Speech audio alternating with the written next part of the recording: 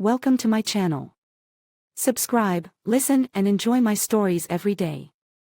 The evening of my 40th birthday was steeped in the golden hues of autumn. Charlotte had arranged a dinner at our favorite Italian bistro, a cozy place that knew us by name and always had a bottle of our preferred Chianti ready.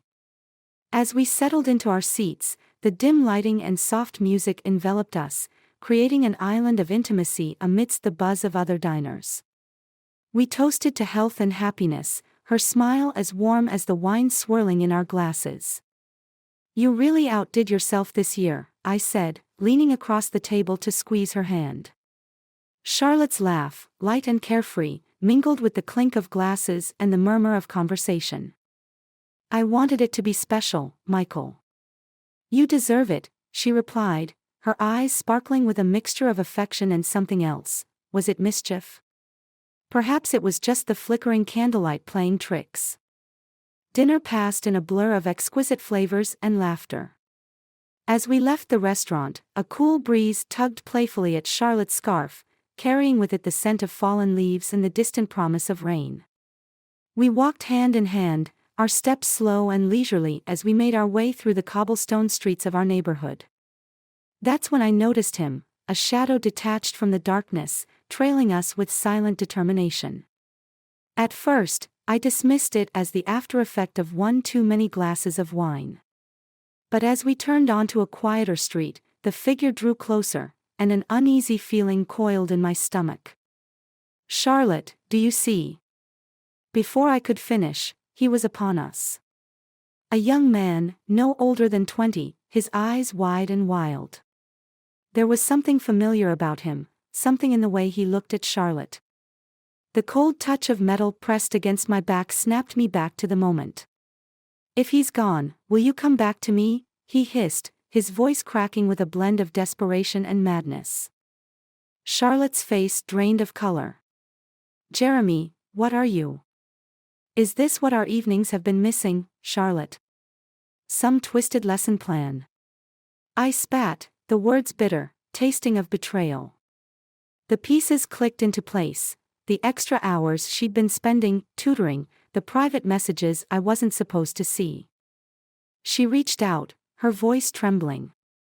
"Michael, don't." My word cut sharper than any knife. Jeremy's hand shook against my back, but my focus was all on her, on the crumbling facade of our life together. It was clear now, the affair wasn't just a lapse in judgment, it was a choice, her choice. And as the realization settled like ice in my veins, my plan began to take shape. "I think we're done here," I said coldly, stepping forward, feeling the knife withdraw from my back. I turned to face Jeremy, seeing him for what he was, a pawn in my newfound resolve. "Go home, Jeremy. This isn't the way," I told him, not unkindly. As he stumbled away, lost and broken, I turned to Charlotte. "And you, I want you out of the house by tomorrow." "But Michael. This is non-negotiable." My voice was calm, devoid of the love that had warmed it mere hours ago. The walk home was silent, each step echoing the sharp, jagged lines of my resolve. The night had changed, and so had we. As the door to our shared life closed behind her, the finality was not just of an evening, but of everything we had been. This betrayal would not go unanswered. My plan was set, cold and precise. I would dismantle the life we built with the same meticulous care she had used to deceive me. Tonight was just the beginning. The morning sun filters through the blinds, casting long shadows across the empty space where Charlotte's belongings had been. My coffee sits untouched, cold in the stark silence of my apartment.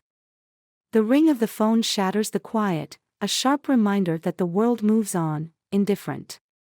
"Michael, please, we need to talk." Charlotte's voice is shaky, pleading over the line. "There's nothing left to say," I reply, my tone flat, resolute. "Just 30 minutes, Michael. There's more to all this, you need to understand," she insists. Reluctantly, I agree. There's a part of me that needs to see her unravel, to witness the desperation clawing at her composure. We meet at the small park where we used to walk Mika, our sprightly spaniel. As I approach, Charlotte sits on a bench, her posture rigid, her hands clasped tightly in her lap. The sight of her, so vulnerable, so human, stirs a pang of something I quickly smother with remembrance of her betrayal. "You look well," she starts, her voice a soft contrast to the crisp autumn air. "This isn't social, Charlotte." "Say what you came to say," I cut her off, unwilling to afford her any courtesies. "Michael, I made a mistake, a terrible one. But it wasn't what you think. Jeremy was a mistake, yes, but it wasn't just a fling. He became obsessed. It scared me. I ended it, but he wouldn't let go. That's why I kept it from you. I thought I could handle it." Her words spill out, rushed and frantic. But they land hollow, too little too late. Handle it? By lying? By sneaking around? I scoff, anger bubbling up. You didn't handle it, Charlotte. You invited it into our lives. I know, and I'm so sorry, Michael. I didn't know how to protect us from this, from him. There is no us anymore. There's just me and the mess you left. And you're going to fix it. You're going to tell everyone the truth. Your parents, your friends, tell them why we're done. If you don't, I will. Her eyes widen, panic flickering as the implications of my words sink in. Michael, you wouldn't. Watch me. I want you out of my life, but I won't have you playing the victim. Not after this. She nods, defeated, the fight draining out of her as she accepts the inescapable reality I've laid before her. As she stands to leave, the air between us thick with unspoken regrets, I feel a grim satisfaction. This is the first step in reclaiming my life, in controlling the narrative that had so nearly slipped away. Charlotte walks away, her shoulders hunched, a stark contrast to the confident woman who had once captivated my heart. I watch her go, the chapter of our life closing with each step she takes, the pain she's caused rewriting every memory we shared. But it isn't over. Not yet. As I turn back to my solitary path, I know the next steps I must take. The unraveling of Charlotte's deceit is just the beginning. My plan for retribution is only just unfolding, and I am resolute. This betrayal will not go quietly into the past. It will echo loudly into her future, as I make sure she loses everything, just as I did. The days following our park meeting drag on, each one marked by my meticulous planning and cold determination. I've watched Charlotte's life from a calculated distance, ensuring the dominoes I've set begin their inevitable fall. Now, it's time to confront another key player in this twisted drama, Jeremy. I find him at the local university, a sprawling campus of old brick buildings and bustling students. He's alone, his demeanor nervous, his eyes darting. As I approach, his posture stiffens, a clear sign of his recognition and growing fear. Michael, I didn't think I'd see you again, Jeremy stammers, his voice barely above a whisper. I bet you didn't. We need to talk, Jeremy. Somewhere private, I assert, my voice calm but commanding. We walk in silence to a secluded part of the campus, a small garden hidden from the prying eyes of the academic world. The air is cool, the rustling leaves whispering secrets. Look, I'm sorry about what happened. I never meant for things to get out of hand, Jeremy begins, his voice shaky. You didn't mean for it to get out of hand. You threatened me with a knife, Jeremy. Because of a fantasy you couldn't let go of, I reply sharply, cutting through his excuses. I know, and I'm sorry. It's just. I loved her, man. And she used me. When she ended it, I couldn't handle it, he confesses, the words tumbling out in a torrent of remorse and pain. Used you. Join the club, I say dryly. But I'm not here to exchange sob stories.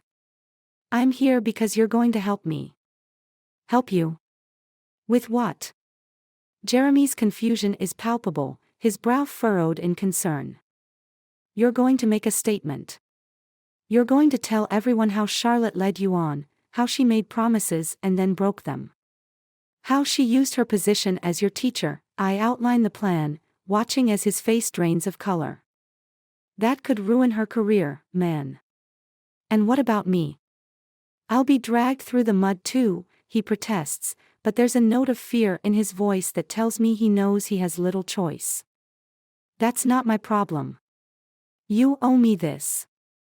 You owe me for the peace you shattered, I insist, stepping closer, my resolve as firm as the ground under our feet. After a moment of tense silence, Jeremy nods, resigned. Okay.